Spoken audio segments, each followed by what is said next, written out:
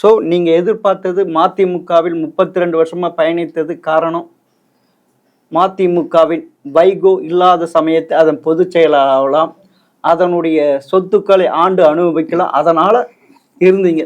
அதுக்கு வந்து திடீர்னு பார்த்தா துரை வைகோ வந்துட்டார். அதனால் நீங்கள் இந்த 4 வருஷமாக கட்சிக்குள்ளேயே கலகம் மூட்டிட்டு இருக்கீங்க. எங்கள் அப்பா அம்மா வந்து பெற்று போட்டது ஊரா சொத்து கொள்ளையடிக்கிறது, ஊரா சொத்து அனுபவித்துக்காக அல்ல.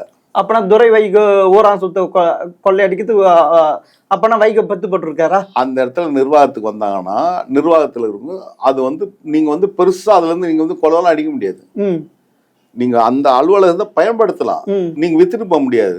இப்போ ஒருவேளை துறையா அந்த இடத்த வித்துட்டு நான் கனடாவில் போய் செட்டில் நான் போகிறேன், என் குடும்பம் அங்கே தான் இருக்குது, நான் ஃபேமிலியோட போயிட போகிறேன், கனடாவுக்கு போகிறேன்னு சொன்னார்னா தான் தப்பு. அங்கே தான் அனுமதிக்க முடியாது.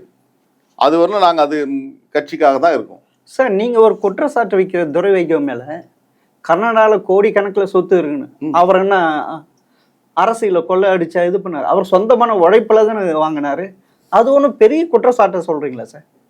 சார், ஒரு அப்பா வந்து ஒரு அரசியல் கட்சியுடைய தலைவர். நான் கேட்கறது அவர் தனிப்பட்ட இது. அதான் சார் சொல்லுங்க சார். இப்போ நான் என்ன சொல்றேன்னா, அவர் எங்க சம்பாதிச்சு வந்து அந்த இடத்த வாங்கினாரு அது சொல்லணும். அவர் ஓனா இது சம்பாதிச்சாரு, எங்க பிசினஸ் பண்ணாரு, எல்லாமே பண்ணாரு.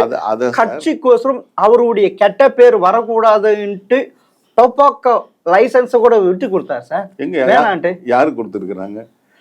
உறவினர் தான் சார் வச்சு. அதெல்லாம் எனக்கு அவர் நடத்தல இல்ல சார். இப்போ ஒரு நிர்வாகம் நடத்துறோம்னா, இப்போ நீங்க கொஸ்டின் பண்ணும்போது இப்போ முதலாளியா வந்து நீக்க போறாரு, யாருக்கு சம்பந்தப்பட்டது?